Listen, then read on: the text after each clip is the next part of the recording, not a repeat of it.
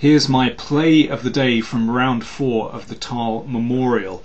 I knew it wasn't going to be very long before I was able to feature one of the games of Magnus Carlsen, and today, here we are. Carlsen against Grischuk. This was a tremendous fight. We plunge straight in after the 23rd move, Carlsen with the white pieces, Grischuk black. It was a Spanish opening, where Carlsen has the 2 bishops. And that means, well, the light square bishop has been given up by Grischuk, and this bishop is excellent, cutting down the board, and it doesn't have an opponent. There's no light square bishop to exchange it off. But Grischuk has managed to exchange on f3, shattering these pawns here, and has a bit of a grip on this square, and has advanced the g pawn. Now that's a very double-edged move. It shuts in white's bishop, but of course if white ever breaks through, then the king is going to be very exposed indeed. So it's a really double-edged position, and I think Carlsen was probably very pleased with the outcome of the opening. You know, anything could happen here. Carlsen now played rook b5, which I have to say I was quite surprised about. He's kind of going on a bit of a wild goose chase with the rook. That's what it looked like to me. And that allowed Grischuk to set his kingside play in motion. So of course what he wants to do is trap that bishop. And here Carlsen, with with nerves of steel, took on a5. In fact, he missed a really strong move here, and I can understand why he didn't do this, because it involves giving up this beautiful bishop. But in fact, bishop takes e6 is really powerful. Okay, let's look at each move in turn. There are 3 ways to capture that bishop. Let's have a look at pawn takes. Well, that now allows bishop takes pawn, a great move. So if queen takes, then d4, and we win back this bishop. And the g file is open, tremendous, and the rook is very strong as well. And of course, if pawn takes, then rook takes bishop. Again, tremendous for white. This rook is really powerful. All these pawns are weak. Okay, so what else have we got? Let's just go back. After bishop takes. Okay, let's see knight takes now. The problem is that knight was defending h5, and this allows an incredible shot. Everything works. f4, opening up the line of the queen towards the h pawn. And if pawn takes, the queen crashes in, and suddenly all white's pieces are working. And this is just winning. Here, and knight d5. If the queen takes on f2, then knight e7 forces checkmate. Very nice variation. Okay, so what else are we left with? We're left with queen takes. Let's try that. Well, now the queen was defending d4, but now d4 comes.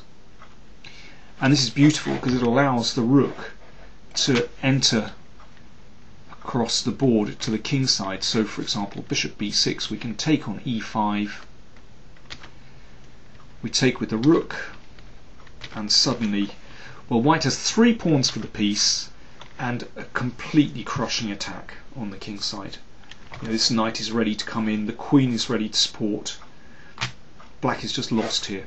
So incredibly, I think Carlsen missed a really clear move. Bishop takes knight. He didn't do it. He took on a5, allowing Grischuk to trap the bishop.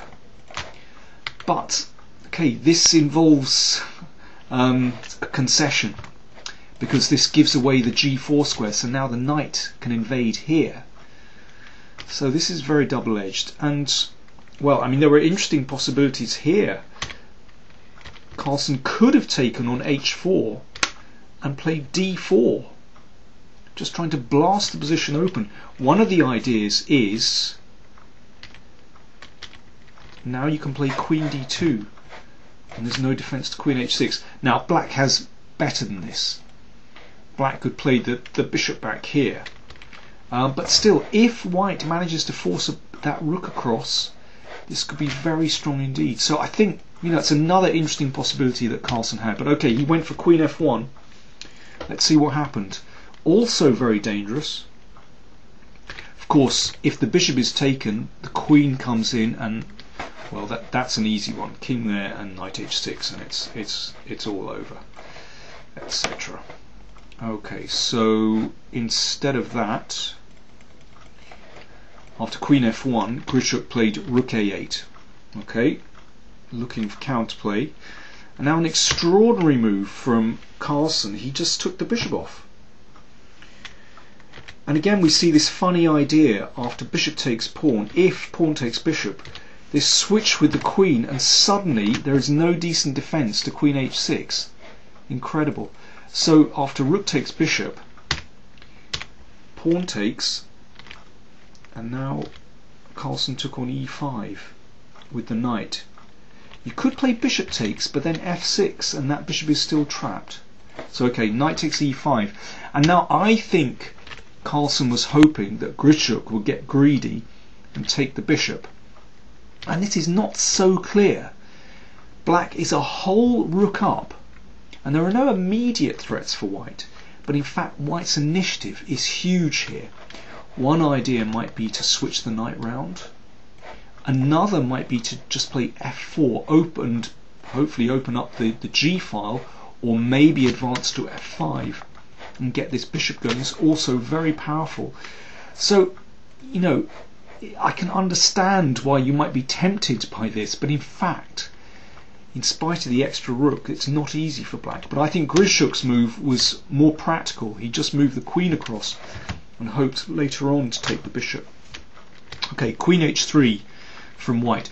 Sorry, if I just go back a move, one of the ideas behind queen f6 is that the knight now can't move because of queen f3. Good counterattack. Okay, so queen h3, rook takes, and now Carlsen could see nothing better than bishop d5, and it looked as though they were going to repeat the position with rook a4, but Grischuk played on rook d6, very brave. By this stage they were down to their final few seconds. Anything could happen here. I mean, I think it's incredible that neither player actually made an outright blunder. I can be very picky about some of their moves. Maybe they could have done a bit better here and there. But of course, in this complex situation, it's very difficult to play accurately. But they didn't blunder any pieces, which is extraordinary. Okay, so now Carlsen played f4, which, would be enough to tip over many players. But Grischuk survived. Well, first of all, let me see. He took with the knight. If pawn takes, then bishop takes, and suddenly the bishop is alive, and well, the king is in deadly trouble here.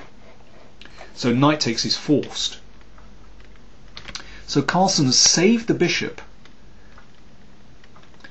and let me see. If pawn takes, well, again, I think that looks very risky indeed. I guess you can play rook g4, that looks very strong to me, followed by rook takes pawn and mate.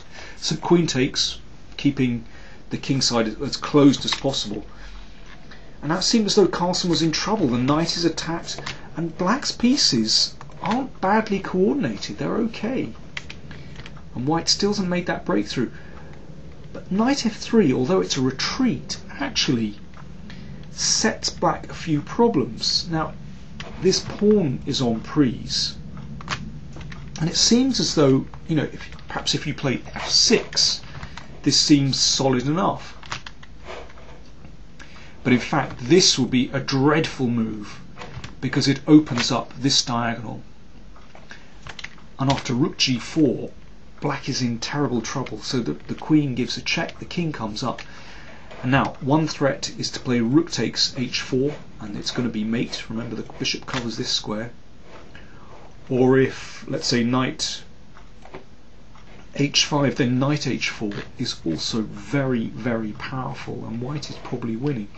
So, with seconds on the clock, Grischuk did very well to avoid that and played rook g6, defending the pawn and keeping connection to the king, so the rook helps with the defense.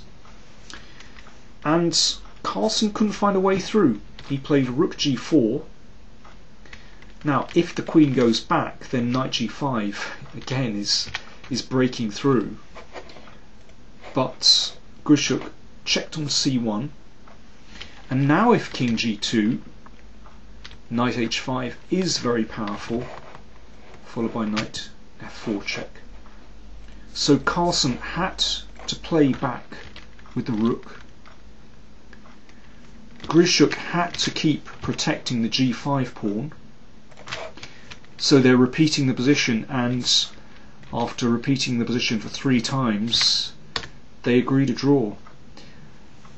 A dramatic game, and I think we can see that Carlsen is building up in this tournament. He's had 4 draws so far, but today he came very close to winning. Now he's on 50%.